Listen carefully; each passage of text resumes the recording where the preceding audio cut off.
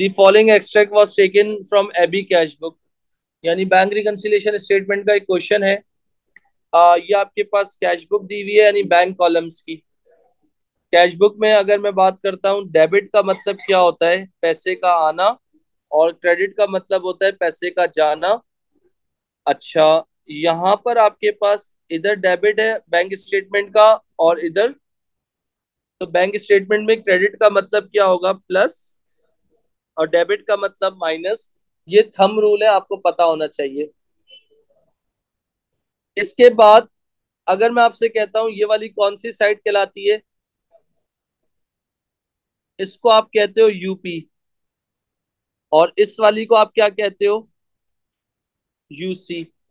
Agree? Sir मैंने आपसे, जब मैं अभी आपको थोड़ी देर पहले जब टॉपिक एक्सप्लेन कर रहा था, तो मैंने कहा देखिए कैश बुक ये बैलेंस नहीं है। कैसे बैलेंस नहीं है? यहाँ आ रहा है बैलेंस सीडी कितना आ रहा है? 705। और बैंक का आपके पास क्लोजिंग बैलेंस कितना आ रहा है? 1358। तो इसका मतलब ये बैलेंस नहीं है। हमारा काम है इन दोनों को सेम करना, क्योंकि कैश बुक ऑनर बनाता है, बैंक स्टेटमेंट बैंक बनाता है, हमारे ब्याह पे बनाता है। सर सबसे पहले चेक करो, check your cash book either balance or not. अपनी कैश बुक को चेक करो कि वो बैलेंस है या नहीं है। आपके पास अगर वो बैलेंस नहीं है आपके पास, तो यहाँ पर क्या करोगे? इत्तेफाक से यहाँ पर बैलेंस है। इसका मतलब बैलेंस मतलब बीडी एंड सीडी ऑटोमेटिकली हुआ हुआ है, तो हमें करने की जरूरत नहीं है। तो यहाँ सीडी है, तो यहाँ आके क्या हुआ है? बीडी हुआ है, तो इसका मतलब ओके है। तो सबसे पहले उन्होंने आपसे कहा कि कैश बुक को अपडेट करो, नया बैलेंस नीचे लेके आओ। सही है।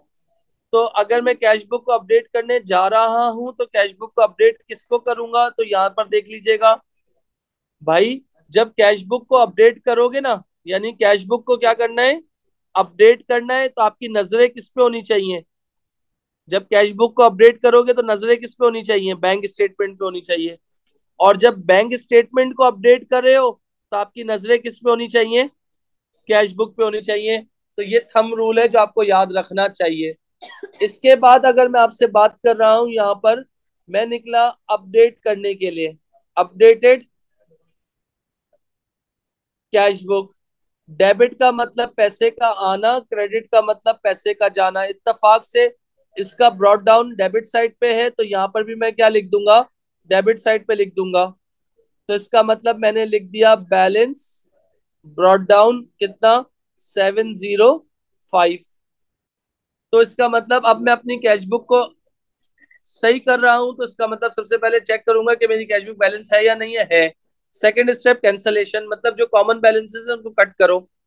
यानी कैश बुक की डेबिट को बैंक के क्रेडिट से मैच करो। 475 कैश बुक में आए तो बैंक में भी आए हैं, 150 आए हैं तो बैंक में भी आए, 980 980। तो इसका मतलब सिर्फ क्या नहीं आया?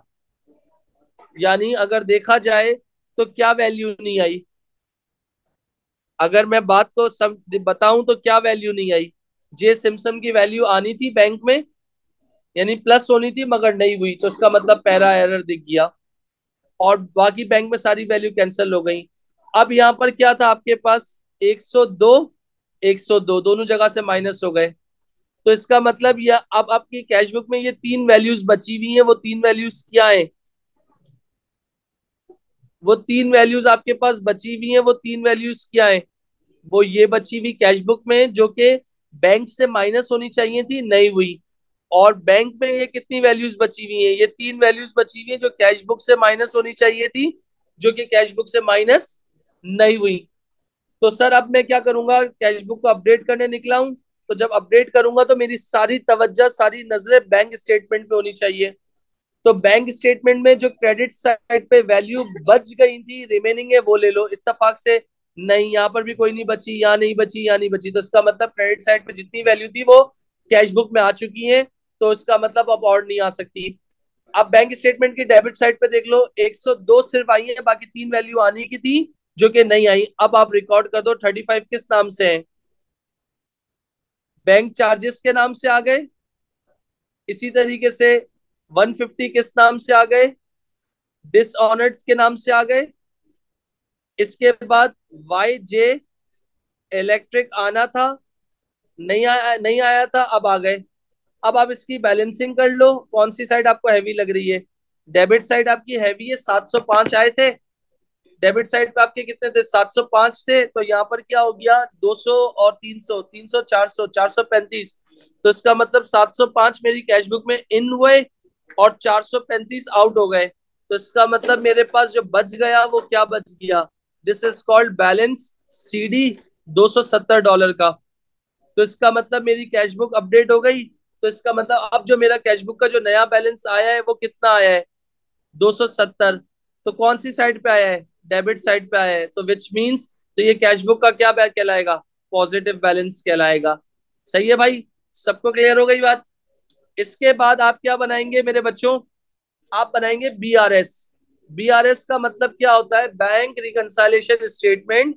यार bank reconciliation statement is based on 4 steps के, starting with cash book plus UP minus UC minus BS.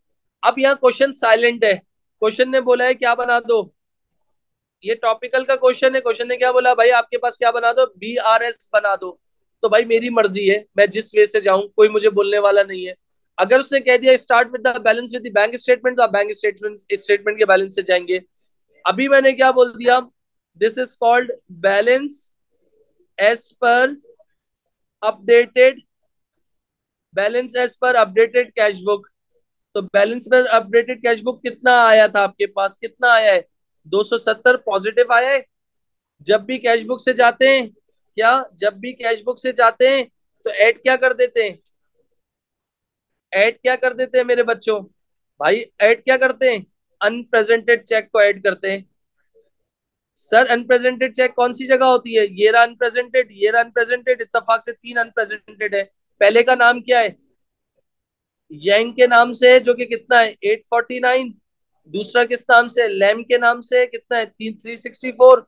और तीसरा किसके नाम से, जवीरा बाजी के नाम से है, 500। तो इन सबको अगर टोटल कर लेता हूँ, 849 प्लस 364 प्लस 500, तो मेरे ख्याल से बनता है 1713। क्या बनता है भाई, 1713 बनता है। फिर उसके बाद मैंने क्या किया, less uncredited cheque. Uncredited cheque का मतलब क्या हो गया, आप देखो आपके पास अनक्रेडिटेड चेक कैश बुक की डेबिट साइड पे देखो, सब कट चुका है, सिर्फ सैमसन बचा हुआ है। क्या बचा हुआ है, सैमसन बचा हुआ है, जो कि कितने नाम कितने से बचा हुआ है, 625 से। तो सर जरा प्लस माइनस करके देखो ना क्या आंसर आ रहा है। तो 270 प्लस 1713 माइनस 625, तो आंसर क्या आ गया, 1358। तो वो क्या कहलाएगा, balance as per bank statement. तो बैंक स्टेटमेंट में अगर पॉजिटिव आ रहा है तो इसका मतलब वो हमारा क्या होगा, क्रेडिट बैलेंस होगा। तो इसका मतलब आप टैली कर सकते हो, ये 1358 और ये कितना हो गया 1358। तो इसका मतलब ये आपके पास जो क्वेश्चन था जो आपका कंप्लीट हो गया, जो आपके पास पास पेपर का टॉपिकल क्वेश्चन था, जो बैंक रिकंसिलिएशन स्टेटमेंट था। सर इसमें एक और क्वेश्चन होता है वैरायटी, जो ट्रांजेक्शन फॉर्म में होता है, वो मैं इंशाल्लाह नेक्स्ट क्लास में इंशाल्लाह करवाता हूँ। थैंक यू, अल्लाह हाफिज। और